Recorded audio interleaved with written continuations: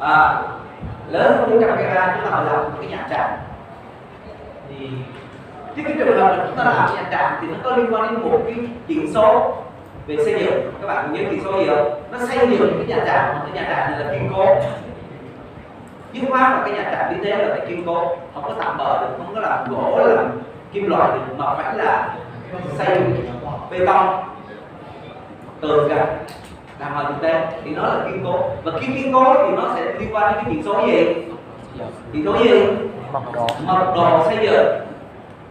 Mật độ xây dựng thì bị tăng lên, nhưng mà hệ số K thì nó lại bị giảm xuống, đúng không? Vì cái đầu của cái trạm không được đạt cái gì hết, do đó cái số tầng thì nó lại bị thấp đi, nó có bằng, nhưng mà mật độ xây dựng nó tăng lên. Như vậy nếu như xây dựng nhà trạm thì nó bị một cái hiện tượng là K thì tăng, mà mật độ thì tăng, mà K thì giảm. Nhà đầu tư nó dẫn đến cái việc đó. Do đó nhà đầu tư luôn luôn thích cái trạm như thế chui trong nhà luôn, không có cho đứng độc lập. Trước cái quy định 06 122 đó thì cái điều này cực kỳ khó, không được chui vô nhà vì nó sẽ cháy nổ. Cái thời điểm mà tôi làm trước cái quy định 06 122 đó là tôi phải đi hối lộ, nhưng tại sao mình đi bị cháy? Hối lộ ở đây không phải là mình hối lộ cái sai, mà là mình hối lộ mình lót tay để khi người ta tư vấn cho mình thì chắc chúng ta xử lý để làm sao mật độ không tăng, mà cái K thì không bị giảm, tức là phải đưa vào nhà. Mà khi đưa vào nhà tức là đặt cái trạm y tế đưa vào trong nhà thì nó dễ cháy nổ. Các bạn lo các bạn thấy nó nổ cái bình như thế, nổ cái bình nó có cháy nhà không cháy. Nếu như nó đặt ở trong cái nhà mà cái nhà nó không bị tung ra là nó không cháy.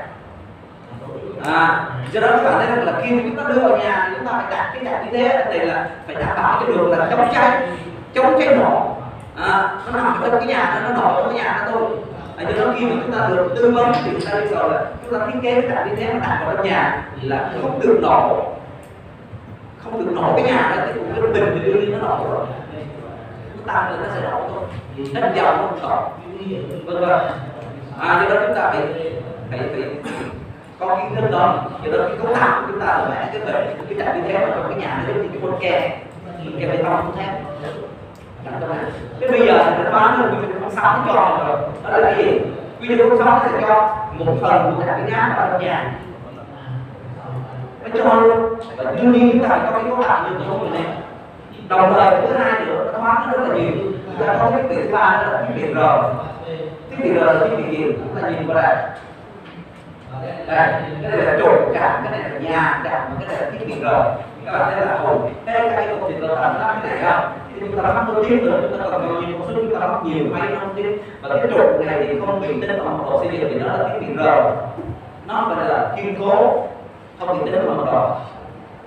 Thứ hai là nó rất là đơn giản, nó nằm bên ngoài nhà mà nó bị tính mật độ thì mình lắp đi, đỡ cái tốn ở trong diện tích ở trong sân không.